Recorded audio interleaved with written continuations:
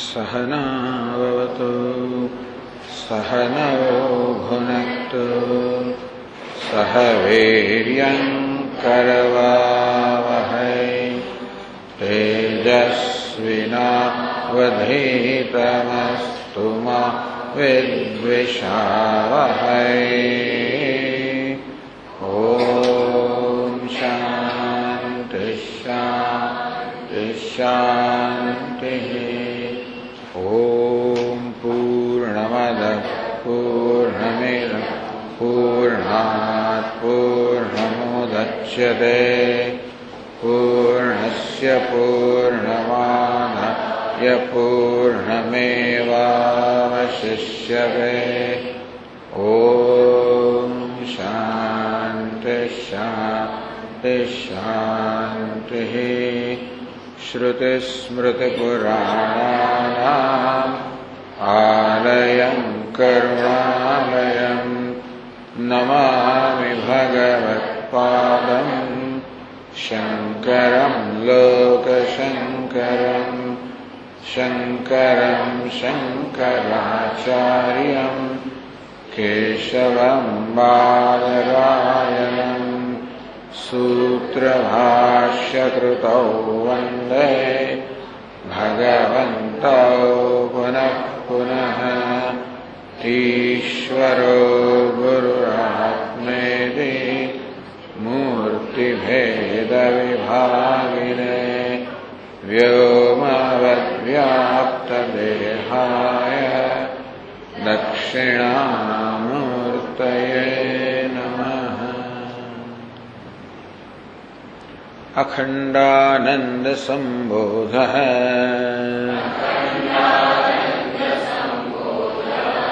वन्दनाद्यस्य जायते गोविन्दं तमहं वन्दे चिदानन्दतनुं गुरुम्। अखण्डं सच्चिदानन्दम् अवाङ्मनसगोचरम् आत्मानमखिलाधारम् आश्रयेऽभीष्टसिद्धये।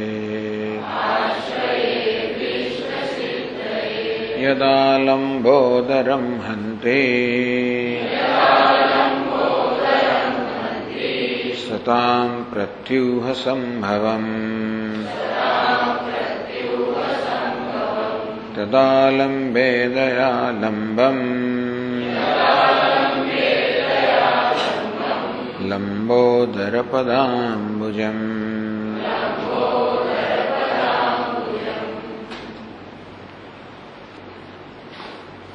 તો શમની ચર્ચા ચાલી રહી છે. એના અંતર્ગત ગ્રંથકાર કહ્યું મનઃપ્રસાદ સિદ્ધ્યર્થમ સાધનમ શ્રૂયતામ બુધૈ. બુદ્ધિમાન વિવેકી પુરુષો મનની પ્રસન્નતાને પ્રાપ્ત કરવાનું સાધન છે એ વિશે સાંભળો. મનઃપ્રસાદો યત સત્વે, જે સાધન સંપત્તિ હોય, જે આંતરિક સમૃદ્ધિ હોય, જે સદગુણોનો સમૂહ હોય, તો મનની પ્રસન્નતા સ્વચ્છતા હોય છે. યત અભાવેન સિદ્ધ્યતિ, અને એના અભાવમાં મનની પ્રસન્નતા હોતી નથી. તો બ્રહ્મચર્ય, અહિંસા વગેરે, દયા, ભૂતેષુ અવક્રતા, વિષયેષુ અતિ વૈતૃષ્ણ્યમ, શૌચમ, આટલા ગુણો સદગુણો જે છે એની આપણે ચર્ચા કરી. હવે 34મા પાના પર આગળ કહે છે 116મા શ્લોકથી ધ્યાન પૂજાદિકમ લોકે દ્રષ્ટર્યેવ કરોતિ યહ पारमार्थिक धीहीन सदंभाचार उच्यते।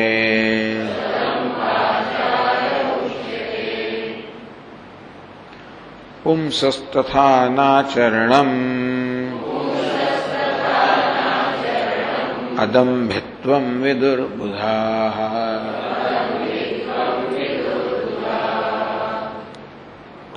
પછી અદંભિત્વ, દંભિત્વનો ભાવ એટલે અદંભિત્વ. તો અદંભિત્વને સમજવા માટે દંભિત્વને સમજવું જોઈએ કે દંભિત્વ કોને કહેવાય. દંભ એટલે ડોળ કરવો, અંદર હોય કંઈક અને બહાર દેખાડવું કંઈક, એનું નામ દંભ. એની પાસે કંઈ પ્રયોજન હોય છે, કંઈક લાભ ખાટી જવાનો, ખ્યાતિ, લાભ, પૂજા, આવું કશુંક મેળવી લેવાનું પ્રયોજનથી માણસ દંભ કરે છે. જે ગુણો પોતાનામાં નથી એ ગુણોનું પ્રદર્શન કરવું. વાક ચાતુર્ય, વાણીને ચતુર ચાતુર્યથી, વેશભૂષાથી, છટાથી, આવી રીતે જે વિશેષતા કે યોગ્યતા પોતાનામાં નથી એ હોય જાણે કે છે એ પ્રકારનો દેખાવ કરવો, એવું પ્રગટ કરવું, આનું નામ દંભ. આમ તો ધર્મધ્વજિત્વમ દંભિત્વમ એવી વ્યાખ્યા કરતા હોય છે, સ્ટેન્ડર્ડ વ્યાખ્યા. ધર્મધ્વજિત્વમ પોતે ધર્મનું કંઈ આચરણ કર્યું હોય એની ધ્વજા ફરકાવવી, ઝંડો ફરકાવવો, ટૂંકમાં આખી દુનિયામાં જાહેર કરવું કે જો મેં શું કર્યું છે માણસે. ધર્મ કે પુણ્યકર્મ કર્યું છે, પણ એ પુણ્યકર્મનો ની જાહેરાત કરવી, એને લોકો દંભ કહે છે. ધર્મધ્વજિત્વ, ધર્મનો ઝંડો ફરકાવવો. અહીં આપણે દંભ જે સમજીએ છીએ ડોળ, જેમાં છળ કપટ રહેલા છે. તો છળથી કપટથી ડોળ કરવો અને જે ગુણો યોગ્યતા વગેરે પોતાનામાંથી એ હોવાનો દેખાવ કરવો, એ કરવામાં વાક ચાતુર્ય, છટા, આ બધાનો એવો પ્રયોગ કરવો જેથી સામી વ્યક્તિમાં એમ જ થાય કે આ વ્યક્તિ, આ માણસ આ પ્રકારનો જ છે.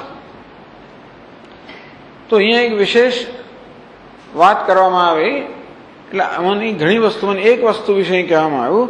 ધ્યાન પૂજાદિકમ લોકે દ્રષ્ટર્યૈવ કરોત્યઃ.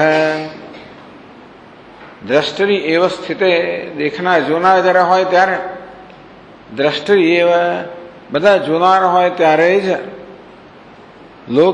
લોકે દ્રષ્ટરી યહ ધ્યાન પૂજાદિકમ કરોતિ, તે વખતે ધ્યાન કરે, પૂજા કરે. આ રીતે પોતે મહાન ધર્મનિષ્ઠ હોવાનો દેખાવ કરે. બે લોકોને દેખતા પૂજા કરવી કે ગુનો તો કે નહીં, પારમાર્થિક ધીહીન. એનામાં પારમાર્થિક ધી નથી, અર્થાત ખરી રીતે એમાં એ પ્રકારની બુદ્ધિ નથી. આ રીતે ભક્તિભાવથી કરતો હોય તો પૂજાની કિંમત છે માટે કરતો હોય તો બરાબર છે, એની કિંમત બીજા પ્રકારની છે. લોકોમાં દેખાવો કરવાની એની કિંમત છે, લોકોને પ્રભાવિત કરવાની એની કિંમત છે. એવી જાતના ઈરાદા સાથે આ થાય છે. એટલે ધ્યાન, પૂજા વગેરે જે જાહેરમાં થાય એ માત્ર લોકોની વાહ એવું કંઈક લાભ, પૂજા, ખ્યાતિ આવું કંઈક મેળવવા માટે થતો હોય ત્યારે દંભ કહેવામાં આવે છે. વારંવાર કહેવામાં આવતું હોય છે, સત્કારમાન પૂજાર્થમ તપોદંભેન ચૈવયત ક્રિયતે તદિહ પ્રોક્તમ. તો સત્કારમાન પૂજાર્થમ, આ સત્કાર, માન અને સન્માન, પૂજા બધા માટે તપોદંભેન ચૈવયત, દંભથી જે કરવામાં આવે તો એ પ્રકારે આ દંભ પણ દરેક મનુષ્યમાં હોય જ છે.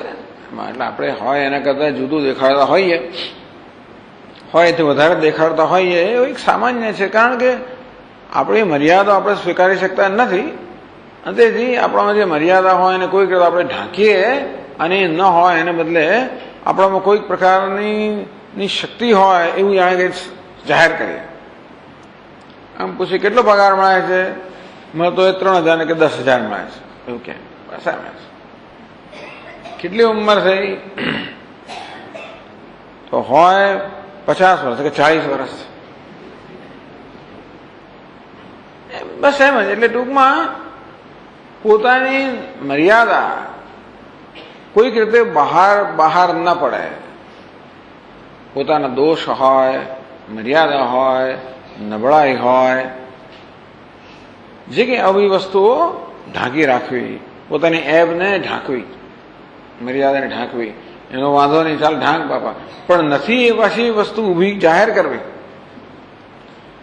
આ માણસ પોતાની મર્યાદાઓ એટલે પોતે જેવો છે તેઓ ન સ્વીકારી શકે પોતાની જાતને, અને પોતાના વિશે એક શરમ હોય, પોતાની વિશે શરમની લાગણી હોય, ત્યારે શરમથી બચવા માટે માણસ આ પ્રકારનો દેખાવ કરતો હોય છે.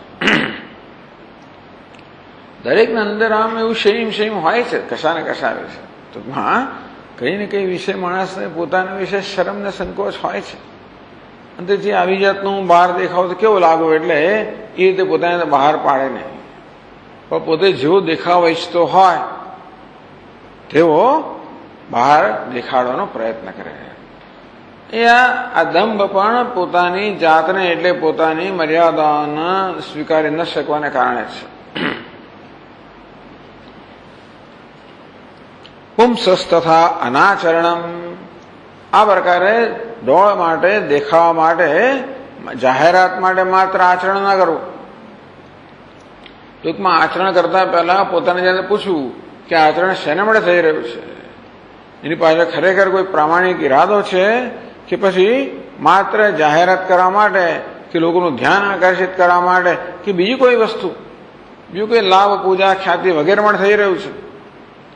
એમ લાગે આપણને કે ભાઈ આની પાછળ કંઈ ખરેખર આપણી બુદ્ધિ નથી, ખરેખર આપણી ભાવના નથી, આપણો ચોખ્ખો ઈરાદો નથી, એવું જયારે આપણે લાગે ત્યાર પછી આપણે અટકવું. ત્યાં આગળ એકદમ ઝંપલાવાના બદલે અટકીને પછી વિચારો આ કરવું હિતાવહ છે, યોગ્ય છે કે નહીં? આમ કરવાથી હું મારી જાતને મદદ કરું છું કે નુકસાન કરું છું? વસ્તુસ્થિતિ એવી છે ને કે આવી જાતના આવા દુર્ગુણોનું સેવન કરવાને કારણે આપણે છેવડા બીજાને નુકસાન કરતા હોઈએ છીએ. આ દરેક વસ્તુ આપણે પર ચડી બેસે પછી છેવટે એવું થાય. એટલે કે ને ભાઈ નોકર પાસે તમે ખોટું કામ કરાવો તો ધીમે ધીમે ધીમે એ નોકર ચડી વાગે.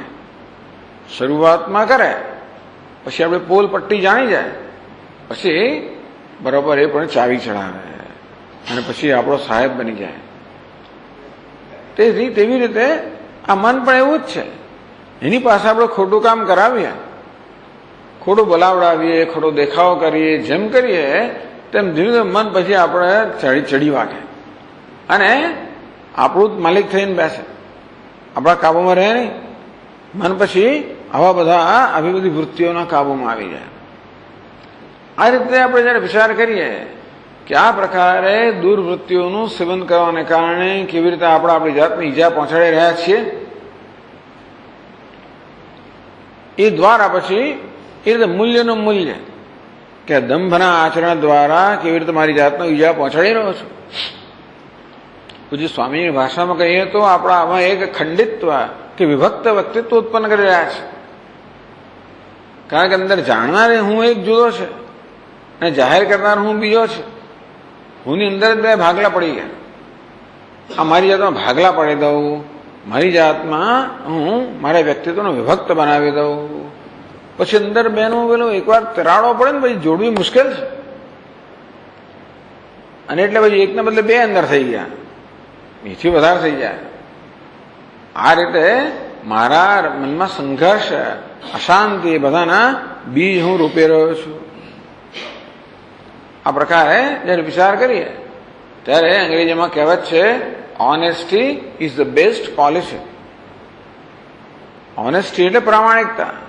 પ્રામાણિકતા શ્રેષ્ઠ નીતિ છે. ટૂંકમાં અક્કલ ભર્યું કે વિવેક ભર્યું જીવન છે. લિવિંગ ઇન્ટેલિજન્ટલી, કે પ્રામાણિકતાનું આચરણ કરવાથી આપણે આપણી જાતને જ ફાયદો કરતા હોઈએ છીએ, આપણે બીજા પર ઉપકાર કરતા નથી, આપણી જાત પર જ ઉપકાર કરતા હોઈએ છીએ. આમ નાના મોટું બહુ બધો દંભ થતો હોય છે. દરેક જણને સન્માન પ્રાપ્ત કરો તો ગમે છે, એટલા માટે પેલો ખોટું કહે તો આપણે કહીએ નહીં. મને સ્વામી તમે આઈઆઈટીમાં ભણેલા ને MITમાં ભણ્યા, એ લોકો એવી જાહેરાતો કરે. હું કે બોલું નહીં, મેં નથી કહ્યું કે હું ભણ્યો પણ એટલે એ પ્રચાર ચાલે પછી. એટલે આ મૌનને પછી સંમતિ માની લેવામાં આવે, પછી એ પેલો બીજાને બે ત્રીજાને એટલે એવું જાહેર થઈ જાય. મેં કહ્યું મેં તો કહ્યું નથી, એ જુદી વાત છે. પણ છતાંય પણ આવું જયારે પ્રચાર થતો ત્યારે કોઈ વિરોધ તો નથી જ કરે. આવું નાની નાની વાતમાં આપણે કેવી રીતે લાભ લેતા હોઈએ છીએ, અને જે સન્માન કે ખ્યાતિ કે લાભ કે પૂજા જે આપણા ભાગમાં નથી, ટૂંકમાં જે ખરેખર પ્રામાણિકતાથી આપણે જેનું ઉપાર્જન કર્યું નથી, ચોરી કહેવાય. બીજા ઉપાર્જન કર્યા વગરનો આપણે ધન હોય એ રાખીએ કે લઈએ તો ચોરી જ કહેવાય. એવું જ થઈ ગયું આ બધું. આ બધી વૃત્તિઓ દરેકમાં રહેલી હોય છે. એટલે ટૂંકમાં આ બધી વૃત્તિઓનું નિરીક્ષણ કરે, એટલે બરાબર સાવધાનીથી નિરીક્ષણ કરવું જોઈએ. પુંસ તથા અનાચરણમ, અને મનનો આ પ્રકારની ટેવો પડી ગઈ છે, ધીમે ધીમે આવી ટેવમાંથી મનને છોડાવવું. એ મન જલ્દી સાથ ના આપે, અનેક દલીલો કરીને સમર્થન કરાવે, છતાં પણ મનને આ બધા નાની નાની વસ્તુમાંથી, મોટી વસ્તુ આપણે ના કરીએ, કોઈ ચોરી ના કરે, કોઈ એવો મોટો ડોળ દંભ ના કરે. બહુ નાનો નાનો દંભ તો બધા એના જીવનમાં હોય છે. આમ તો એનાથી સાવધાન રહેવું અને આપણી જાતને એની પકડમાંથી મુક્ત કરવી. અદંભિત્વમ વિદુર્બુધા, તો આ પ્રકારના આચરણ ન કરવું એને બુદ્ધિમાન મનુષ્યો અદંભિત્વ કહે છે.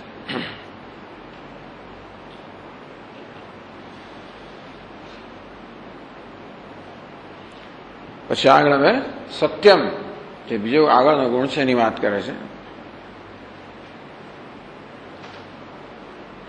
યત્સ્વેન દૃષ્ટમ સમ્યક ચ શ્રુતમ તસ્યૈવ ભાષણમ સત્યમિત્યુચ્યતે બ્રહ્મ સત્યમિત્યભિભાષણમ.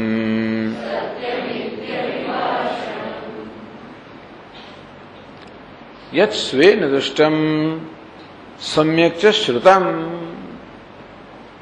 જે પોતે જોયેલું હોય તો સમ્યક શ્રુતમ, સારી રીતે સાંભળેલું હોય.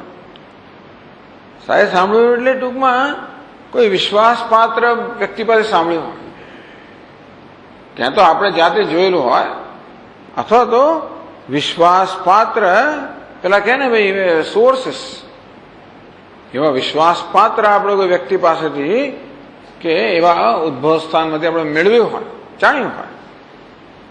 ટૂંકમાં જેમાં આપણે વિશ્વાસ હોય કે આ સત્ય છે, આપણા મનમાં જેને આપણે સત્ય માનતા હોઈએ, આપણે ગમે તે વસ્તુને સાચી ન માની લઈએ.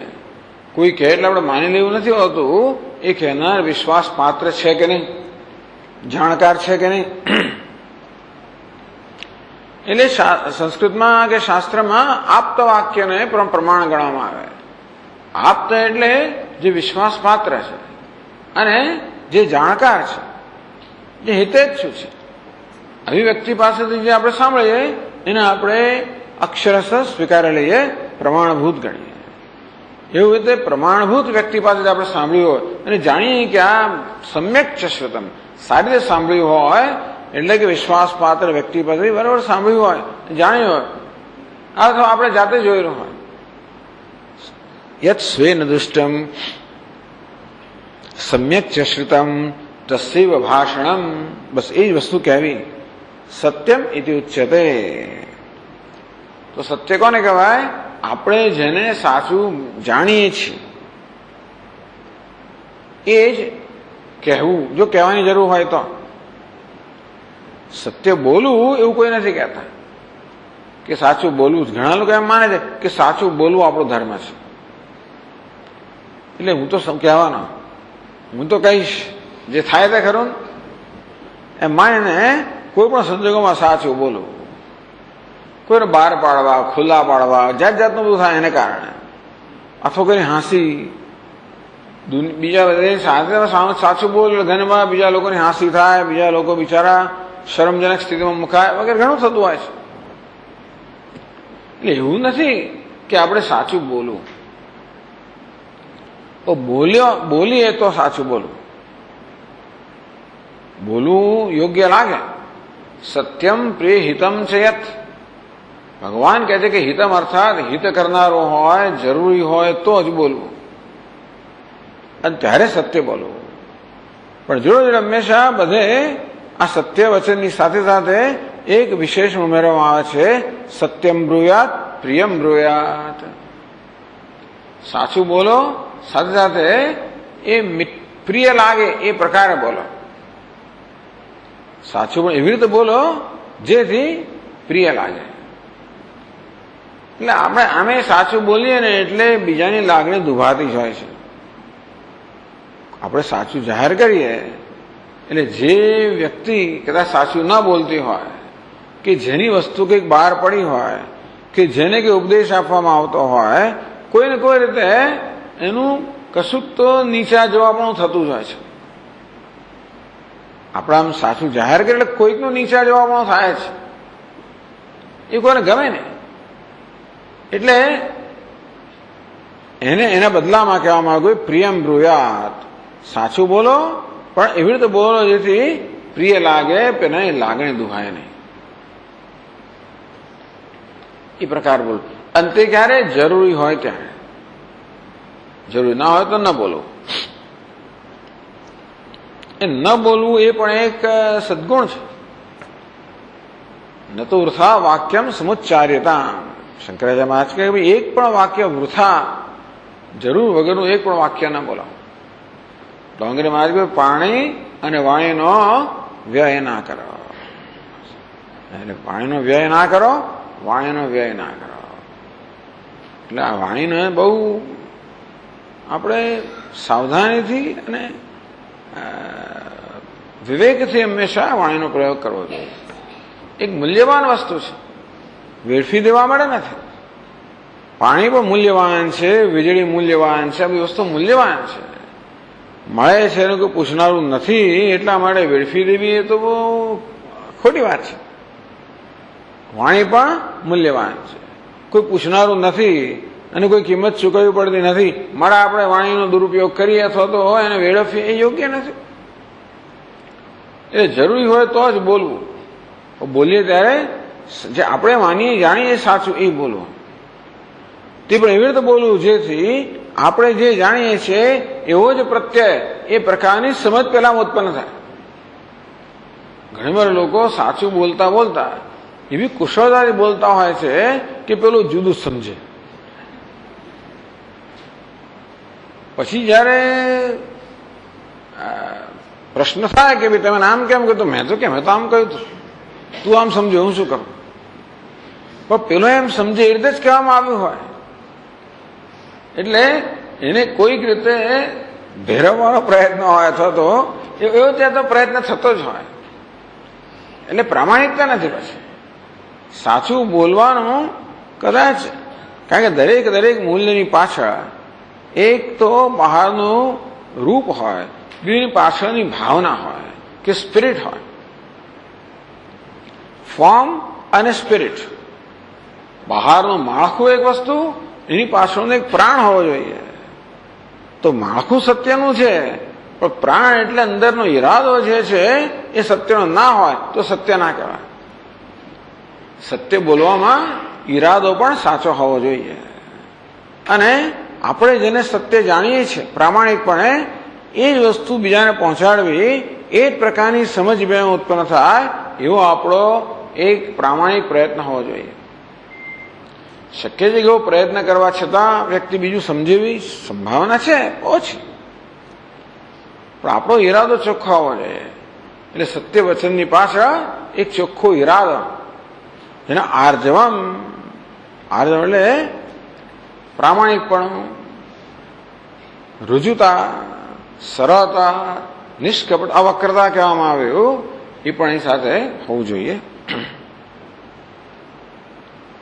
અથવા સત્યની બીજી વ્યાખ્યા પણ કરે, બહુ મોટી વ્યાખ્યા કરે છે, બ્રહ્મ સત્યમિતિ અભિભાષણમ,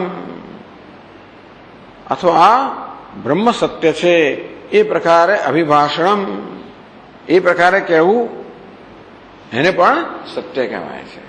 તો કે બ્રહ્મ સત્ય છે, અને એ બ્રહ્મને સત્ય જાણવું, બ્રહ્મને સત્યતા આપવી, બીજી કશી વસ્તુની સત્યતા ના આપવી, એ તો મુખ્ય અર્થમાં સત્ય છે. જીવનમાં સત્યનું આચરણ એટલે શું? ચાલો સાચું બોલવું, વાણીના સ્તરે સત્ય તો મહત્વનું છે જ, પણ છેવટે કયા સ્તરનું સત્ય આવવું જોઈએ જીવનમાં? કે પરમાત્મા બ્રહ્મ જ એક સત્ય છે, બાકી સત્ય નથી.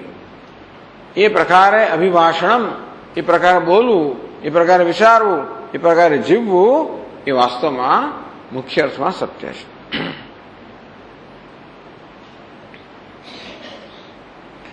એટલે ગાંધીજી આ સત્યને મુખ્ય મૂલ્ય તરીકે સ્વીકાર્યું, અહિંસાને એનું સાધન ગણ્યું.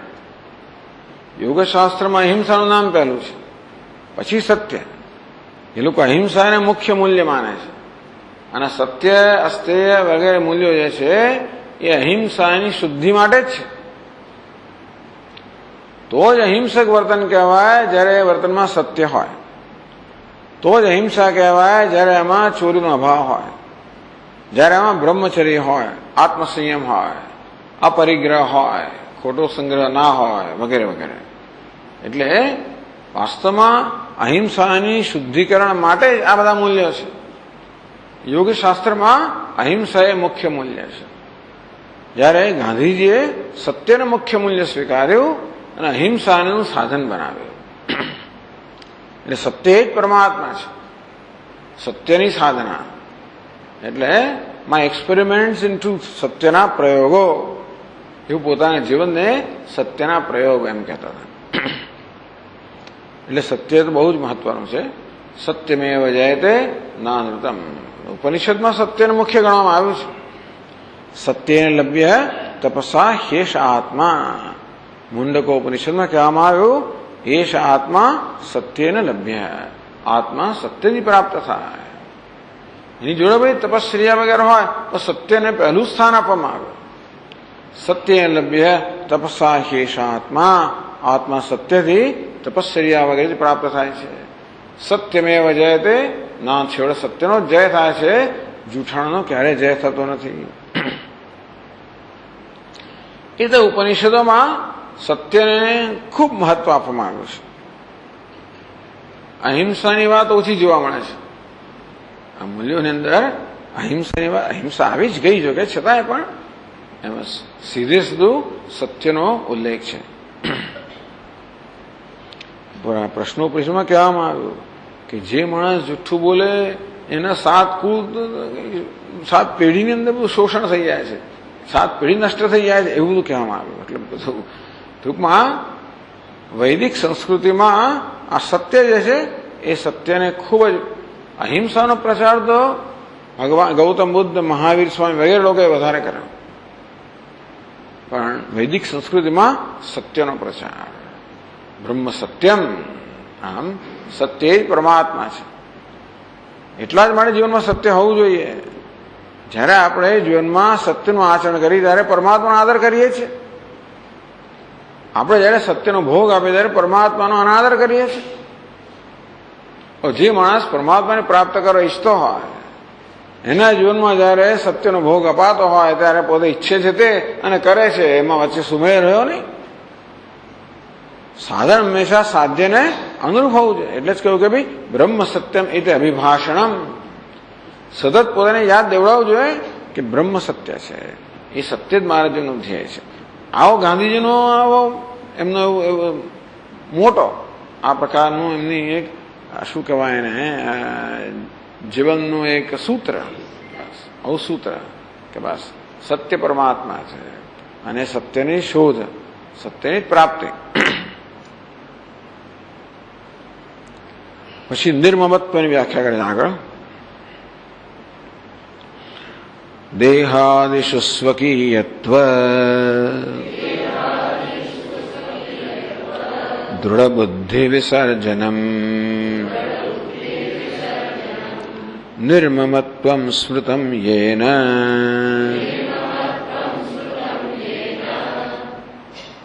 કૈવલ્યમ લભતે બુધઃ.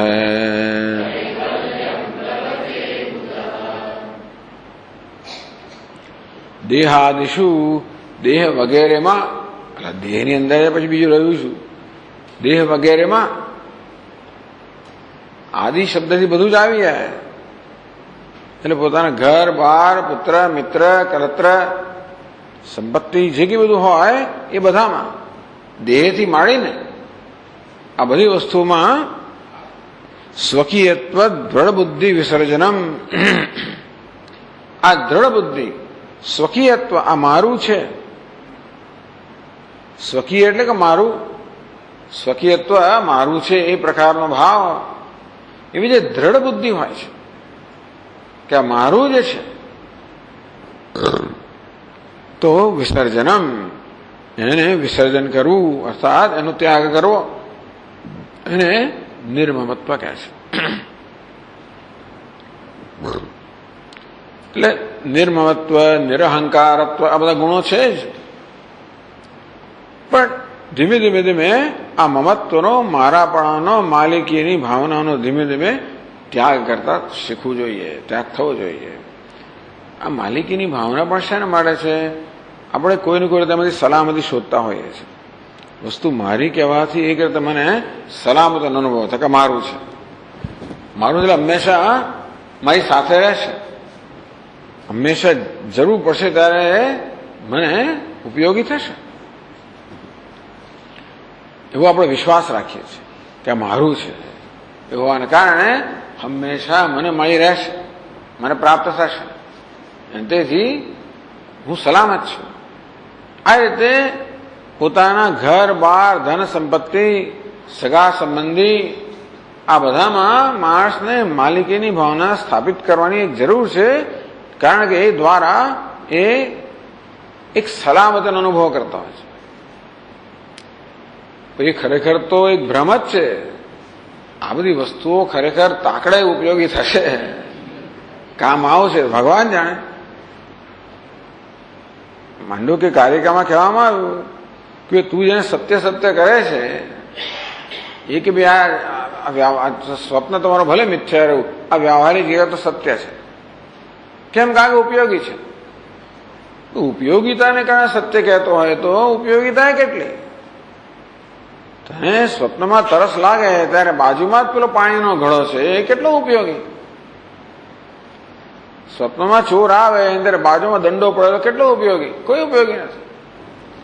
આપણે જોયું વિચાર સાગરમાં, સ્વપ્નમાં પેલા રાજાને બિચારાને પેલા શિયાળ કરડ્યું, મતલબ એને જોઈતો હતો અને આખી એનો ખજાનો તો ભરેલો છે બધો, પણ એક પૈસો એને મળે. પેલા કઈક પૈસો આપ, અંદર પૈસો, પેલા વહીને માત્ર એક પૈસો માંગ્યો, એક પૈસો આપતો મલમ આપો. તો પૈસો તો નથી, મલમ ના મળે. રાજા બિચારો લંગડાતો દંડો લઈ લઈને ગયેલો અને પાછો આવ્યો. બોલો, આવી હાલત થઈ. એક શિળાથી બચાવ્યા, એના પેલા આટલા સૈનિકો એને એક શિળામાં બચાવી ના શક્યા. એટલે વસ્તુની ઉપયોગિતા ભગવાન જાણે. હવે જ્યાં સુધી આપણે આ બધી વસ્તુઓ મદાર બાંધીને બેસીશું ત્યાં સુધી ક્યારેય સાચી સલામતી માટેનો પ્રયત્ન થવાનો નથી. માણસ જેટલા બહારના ક્રચીસ પકડી રાખે, ટૂંકમાં જ્યાં સુધી આપણે પેલી ઘોડીનો ઉપયોગ કરીએ ત્યાં સુધી આપણા પગની અંદર શક્તિ આવવાની નથી. એવી વસ્તુ પકડી રાખીએ, જરૂર હોય તો જુદી વાત છે, પછી તો ટેવ પડી જાય, પછી છોડે જ નહીં માણસ. બીક લાગે જ નહીં, લાકડી વગર તો ના થાય, આના વગર ના થાય, આમ ના થાય, બરાબર છે. એટલે શું આપણે પછી પરતંત્ર બની જઈએ. તેવી રીતે આ બધી વસ્તુઓ જે સલામતી આપવાનો એક આભાસ ઉત્પન્ન કર્યા પરતંત્ર બનાવે છે. અને વસ્તુમાં કઈ વિશ્વાસ તો છે નહીં કે જયારે આપણે જોઈએ ત્યારે મદદરૂપ થશે કે નહીં, મળશે કે નહીં. આપણે જોયું ને ભૂકંપ વખતે જે મકાનો પોતાની સલામતી બાંધવામાં, એ મકાનો જ છે બેઠો, એ મકાનો ભયંકર ભયંકર ભય ઉત્પન્ન કરનારા બની ગયા ને. શું કહેવાય, લોકો તો શેરના ભાવ આમથી આમ ગયા એટલે બધું મિલકત તો સતત બદલાયા જ કરે છે. પેલો આખી દુનિયામાં પહેલો નંબર ને પછી 5મો નંબર, ખબર જ નથી પડતી ને આ પૈસા ક્યાં છે બધા. આજે કઈ બિલ ગેટ્સ પહેલો નંબર આવે, પછી પેલો વોરન બફેટ આવ્યો, પછી પાછું ભાઈ મુકેશ અંબાણી આવ્યો, અને આમથી આમ ચાલ્યા જ કરે. પૈસા તો એમને ઘરમાં નથી, ખાલી કાગામાં જ છે આ તો બધા.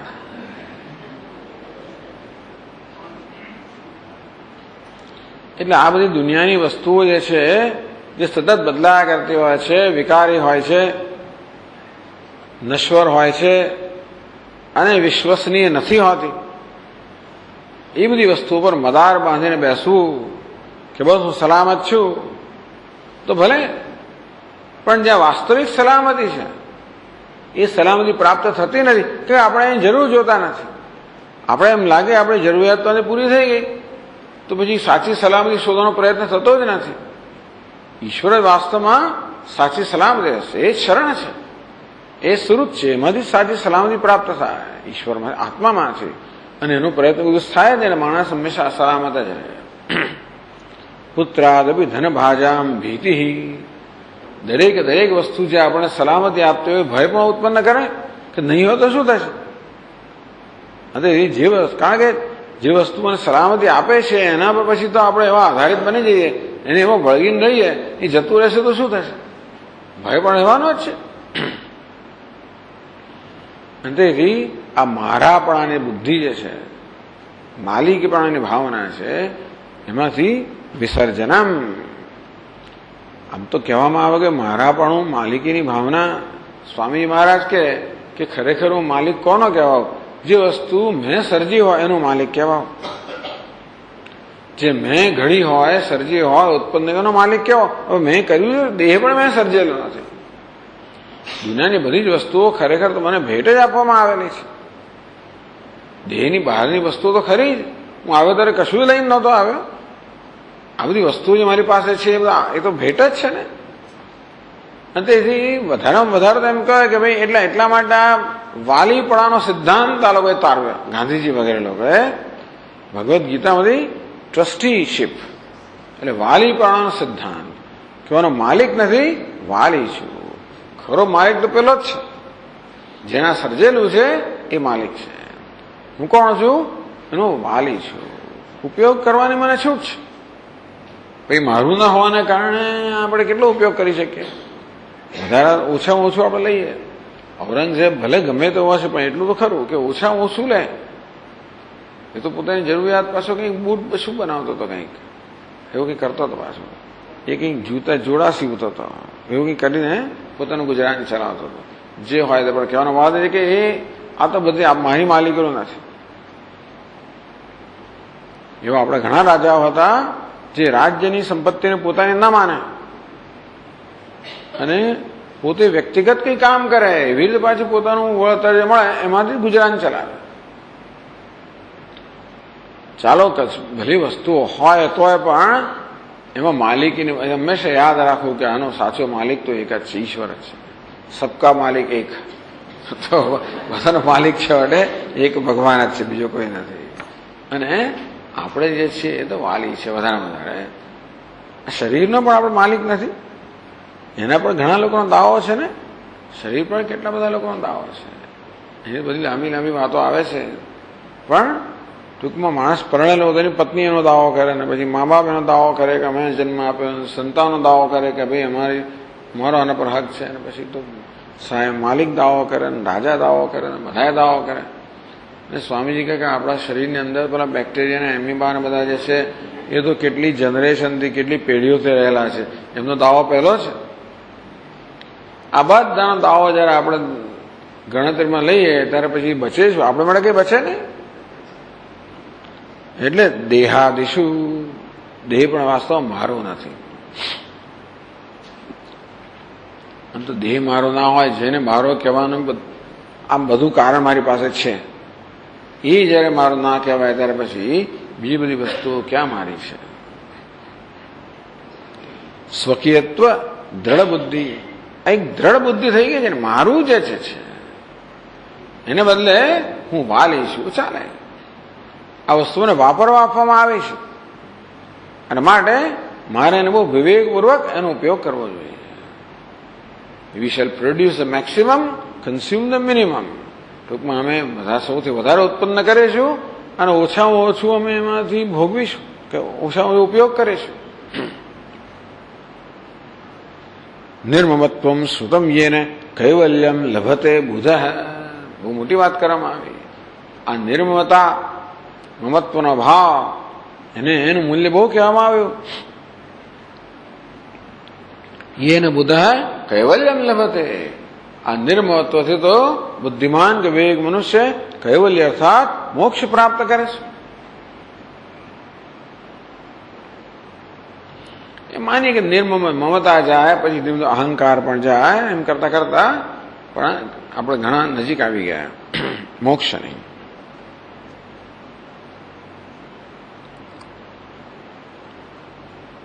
પછી સ્થૈર્યની વાત કરે છે.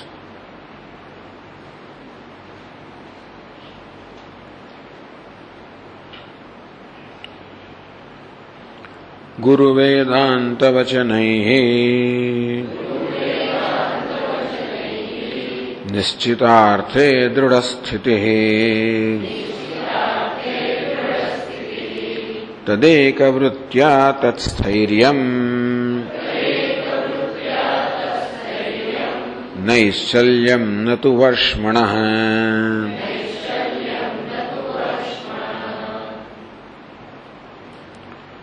ગુરુ વેદાંત વચનૈ.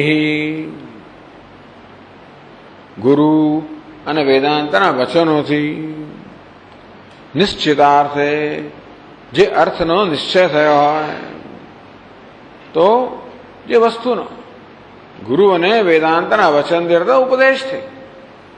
ગુરુનો ઉપદેશથી, વેદાંતના વાક્યો અને ગુરુનો ઉપદેશથી તત્વનો નિર્ણય જે પ્રકાર થયો હોય, વસ્તુનો એટલે આત્માનો, ઈશ્વરનો, જગતનો, આ તત્વનો નિર્ણય જે પ્રકાર થયો. ટૂંકમાં આત્મા કે ઈશ્વર કે જગતના તત્વ વિશે નિર્ણય કરવા માટે શાસ્ત્ર પ્રમાણ છે. અને શાસ્ત્ર પણ વાળી પાછા ગુરુ દ્વારા જેનો ઉપદેશ કરવામાં આવ્યો છે, એ ગુરુ વગેરે શરણ કરવામાં આવ્યું હોય એવું શાસ્ત્ર આ વિષયમાં પ્રમાણ છે. એનું નિર્ણય આપણે કરી શકીએ એમ નથી. એટલે કે ગુરુ વેદાંત વાક્ય વચનૈ. ગુરુના વચનો, વેદાંતને આધારિત ગુરુના વચનો, એનાથી આપણે જે નિર્ણય થયો હોય. બ્રહ્મ સત્યમ જગત મિથ્યા જીવો બ્રહ્મૈવ નાપર. બ્રહ્મ સત્ય છે, જગત મિથ્યા છે. આ જીવ તો બ્રહ્મ જ છે, પરમાત્મા છે, અન્ય કોઈ નથી. આવો જે તત્વનો નિર્ણય થાય. ગુરુ વેદાંત વચનૈ નિશ્ચિતાર્થે દૃઢ સ્થિતિ.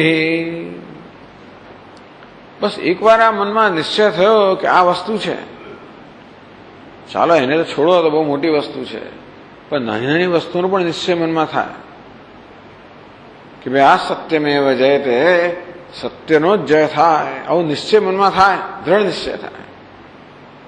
અહિંસા પરમો ધર્મ, કે અહિંસા પરમ ધર્મ છે, સર્વશ્રેષ્ઠ ધર્મ છે. આવો નિશ્ચય થાય. જે કોઈ એકાદ વસ્તુ પણ આપણને સ્પર્શી જાય, આપણે આ બરોબર છે, તો તમા દૃઢસ્તદેક વૃત્ત્યા દૃઢ સ્થિતિ.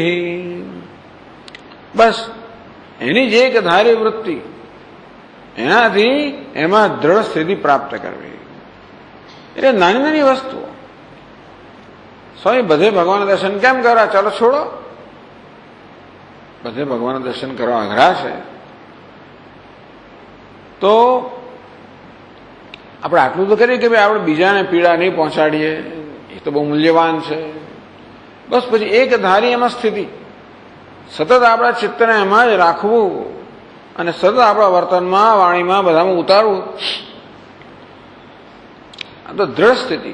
ટૂંકમાં જે કે વસ્તુ આપણે સમજ્યા, એ સમજ આપણને ત્યારે ખરેખર તો ઉપયોગી નીવડે, જ્યારે એ આપણો સ્વભાવ બને તો જ થાય. ટૂંકમાં સાચું બોલવા વિશે હું બધું સમજતો હોઉં ખરો, પણ બોલવાનો પ્રસંગ આવે ત્યારે સાચું બોલાતું ના હોય, ત્યારે ઘણીવાર મારા આવેગો છે મને જુઠ્ઠું બોલાવતા હોય કે બીજા બધા પ્રલોભનો હોય મારી પાસે, સાચું છે એને આમ તેમ જરા શું કહેવાય એને થોડું વિકૃત કરી નાખતા હોય, તો પછી આપણે જે સમજ્યા છે એ સમજનો ઉપયોગ નથી. ટૂંકમાં શાસ્ત્ર જે કહે છે એ માત્ર બુદ્ધિના સ્તર પર ના રહેવું જોઈએ.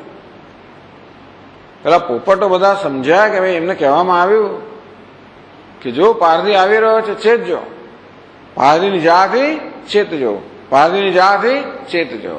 એટલે બસ પોપટોએ બધું રટણ કરવા મળ્યું, પારધીની જાથી ચેતજો, પારધીની જાથી ચેતજો. પારધી આવ્યો ખરો, જાળ બિછાવીએ ખરી, બધા પોપટો એમાં સપડાઈ પણ ગયા. અને ધીમે ધીમે પેલી જા એટલે ધીમે ધીમે બિચારા તો ગુંગળાવા લાગ્યા, તો બોલે પારધીની જાથી ચેતજો, પારધીની જાથી ચેતજો. એટલે માત્ર આપણે જે એ શબ્દો ના રહી જવા જોઈએ, અરે સમજના સ્તરે પણ માત્ર ના રહી જવું જોઈએ, પણ એ વર્તનના સ્તરે. વર્તન એટલે ટૂંકમાં જીવનના સ્તર આવવું જોઈએ, એ આપણા વ્યક્તિત્વ બની જવું જોઈએ. એ પ્રકારનો એક સતત પ્રયત્ન હોવો જોઈએ, તો જ આપણું આ જ્ઞાન કે સમજ છે એ ખરેખર આપણને લાભદાયી થાય. એટલે એને એકધારી તદેક વૃત્ત્યા તત્સ્થૈર્યમ, એ જ વૃત્તિ, એ જ વસ્તુને સતત મનમાં એને વાગોળ્યા કરવી, એનું આવર્તન કર્યા કરવું અને એમાં જ સ્થિરતા પ્રાપ્ત કરવી. આમાં તો જાણે વસ્તુની વાત કરો તો ભગવાન જેવી રીતે કહે ગીતાની અંદર કે બ્રહ્માજ્ઞાવપરે યજ્ઞમ યજ્ઞેન એવોપજુહ્વતિ. કેટલાક લોકો તો આ બ્રહ્મ જ્ઞાન રૂપી યજ્ઞમાં અજ્ઞાનની આહુતિ આપે છે, નિરુપાધિક આત્માના જ્ઞાનમાં સોપાધિક આત્માની આહુતિ આપે. ટૂંકમાં જયારે આત્માનું સ્વરૂપ કયું છે કે નિરુપાધિક છો, બસ તો ભાઈ સતત એક ધારે વૃત્તિથી એમે એ વસ્તુને આપણે આચરણમાં લાવીએ મનના સ્તરે પણ, અને એમાં નિષ્ઠા પ્રાપ્ત કરવાનો પ્રયત્ન કરવો. એ સ્વામી વિવેકાનંદ મહારાજ કહે કે ભાઈ 100 વસ્તુ શીખ્યા એના કરતા એક વસ્તુ આચરણમાં મૂકો તો વધારે ચડિયાતું છે. આચરણ મૂકવી એટલે કે એને આપણી બનાવવી, એને આત્મસાત કરવી, એને જીવનમાં ઉતારવી. અને શાસ્ત્ર તો આત્માની જ વાત કરે છે. આત્મા શાસ્ત્રનો વિષય એટલા જ માટે જે કહેવામાં આવે છે આપણે જીવનમાં ઉતારી શકાય, આપણે એ ખરેખર આપણું સ્વરૂપ છે. નૈશ્ચલ્યમ એને નિશ્ચળતા કહેવામાં આવી, ન તો વર્ષમણ નૈશ્ચલ્યમ.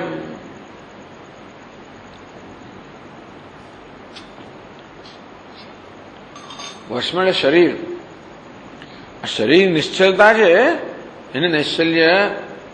શરીરની નિશ્ચળતા માત્ર નૈશ્ચલ્ય ના માની લેવું જોઈએ. શરીર નિશ્ચળતા પણ ઈચ્છનીય છે, પણ નૈશ્ચલ્ય માત્ર શરીરની નિશ્ચળતાથી સમાપ્ત થતું નથી. જેમ વિવેક ચૂડામણીમાં સમાધાનમની વ્યાખ્યા કરતા કહે છે કે નતુ ચિત્તસ્ય લાલનમ, સમાધાન કરવું, ચિત્ત સાથે સમાધાન કરવું. ચિત્ત જે માગતું એને આપવું, કઈ વાંધો નહીં. નતુ ચિત્તસ્ય લાલનમ, આ રીતે ચિત્ત છે કે મન જે છે એને સમાધાન કરવું. શત્રુ સાથે સમાધાન કરવું એટલે બાંધછોડ કરે, ભાઈ તું આ લઈ જાય, ચાલો સમાધાન થઈ ગયું. તેવું તો મન સાથે સમાધાન કર્યા કરો. મન માગ કરે, થોડું થોડું આમ કરી તો એ જાત એનું સમાધાન ના થઈ. પરંતુ બ્રહ્મમાં જ એક સ્થિતિ થવી એનું નામ સમાધાન છે. અહીં પણ કહેવામાં આવે છે કે આ રીતે આ જે જ્ઞાન આપણે પ્રાપ્ત કર્યું એમાં દ્રઢતા પ્રાપ્ત કરવી, દ્રઢ સ્થિતિ પ્રાપ્ત કરવી, એને નૈશ્ચલ્ય કહેવામાં આવે છે. માત્ર શરીરને નિશ્ચળતાથી એ નૈશ્ચલ્ય આપણે માની ના લેવું જોઈએ, સંતોષ ના થવો જોઈએ. પછી અભિમાન વિસર્જનમ કહે છે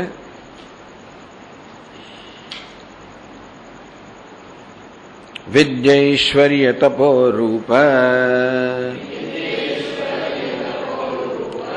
કુલવર્ણાશ્રમાદિભિઃ સંજાતાહંકૃત્ય સંજાતાહંકૃતિ ત્યાગઃ ત્વભિમાન વિસર્જનમ.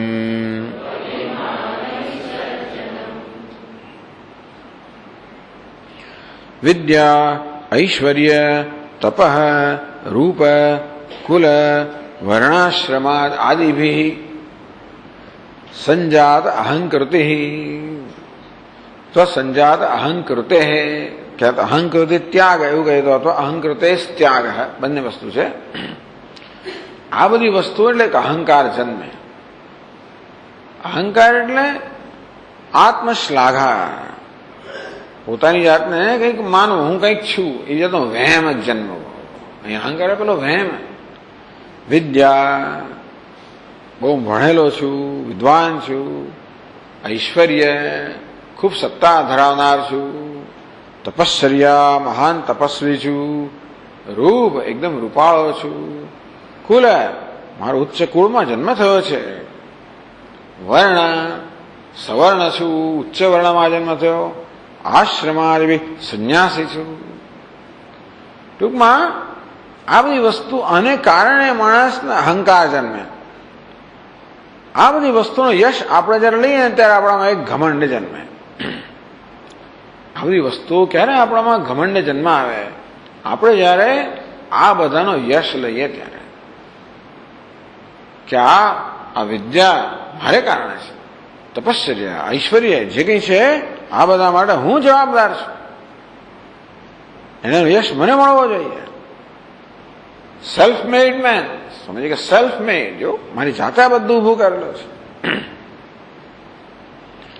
એમ કરીને આત્મશ્લાઘા, પોતાની જાતને અભિનંદન આપવા, પોતાની શ્લાઘા કરવી. એને કારણે પછી બીજાઓ પાસે સન્માનની અપેક્ષા રાખવી. હું મોટો, મુજને સૌ પૂજે, હું મોટો છું. એ તો હું તો મારી જાતને મોટો માનું જ છું, પણ એનાથી મારા સંતોષ નથી, એ તો વાંધો નહીં. ભાઈ હું મારી જાતને મોટો માનતો હોઉં અને એનો મને આનંદ તો વાંધો નહીં, પણ ના, બીજા મને મોટો કહેવો જોઈએ. તકલીફ ક્યાં છે? આપણને બીજા પાસે સન્માનની જરૂર કેમ પડે છે? કારણ કે બીજા મને મોટો કહે. હું જેવો મારી જાતને માનું છું એવું બીજાએ માનવું જોઈએ. અને હું મારી જાતને જેવો આદરણીય ગણું છું એવો આદર બીજાએ આપવો જોઈએ. આવું શું કરવા? એટલા જ માટે કે ખરેખર એ બિચારો અંદરની એને ખાતરી નથી. અંદરથી ખાતરી નહીં હું ખરેખર મોટો છું. અંદરથી ખાતરી નહીં ખરેખર હું માનને યોગ્ય છું. એટલા માટે બીજાઓ પાસે માન માંગે જે તેને ખાતરી થાય કે હું માનને યોગ્ય છું. અભિમાન, માન માગવું માનિત્વ પણ કહેવાય. અહંકૃતિ ત્યાગ હૈ. આ વસ્તુઓને કારણે જ અહંકાર જન્મ્યો હોય એને ત્યાગને, એનો ત્યાગ કરવો. અહંકારનો ત્યાગ કેમ થાય? મેં કહ્યું કે આપણે યશ લઈએ ત્યારે આપણને અહંકાર જન્મે છે. જેનો વિચાર કરું કે જે વિદ્યા હોય, ઐશ્વર્ય હોય, તપ હોય, રૂપ હોય, કુળ હોય, જે કંઈ હોય, આ બધી વસ્તુઓ મારું કેટલું? ટૂંકમાં આમાં મારે યશ લેવા માટે કેટલું કારણ છે? શું કારણ છે?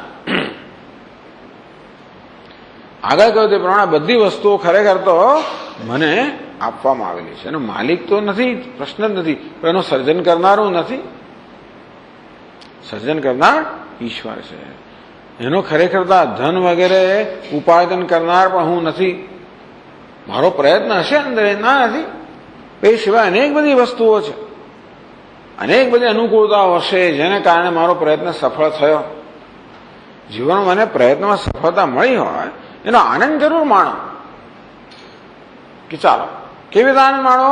ઈશ્વર તારો ઉપકાર છે, ભગવાનનો પાડ માનવો. ભગવાન ત્યાં કર્યું, તારો પાડ માનો છો, એનો આનંદ લો. પણ એનો ઘમંડ કરવો હોય તો એ અવિવેક છે. ઘમંડ ક્યારે થાય? એનું યશ હું જયારે લઉં. પણ કોઈ પણ સિદ્ધિ વિશે આપણે જયારે વિચારીએ ત્યારે ખબર પડે કે એમાં આપણો પ્રયત્ન તો માત્ર એક વસ્તુ જ છે, બીજી અનેક વસ્તુઓ સંકળાયેલી છે અંદર. ત્યારે આપણો આ પ્રયત્ન સફળ થયો. અને માટે ખરેખર તો આપણે એનો યશ ઈશ્વરને જ આપવો જોઈએ, દુનિયામાં લોકોને, જગતને આપવો જોઈએ. ઈશ્વરને આપવો જોઈએ. સ્વામી મહારાજ કહે કે ભાઈ તમે સફળ ક્યારે થાવ? તમે if you are at the right time, at the right place, under right conditions, then you are successful.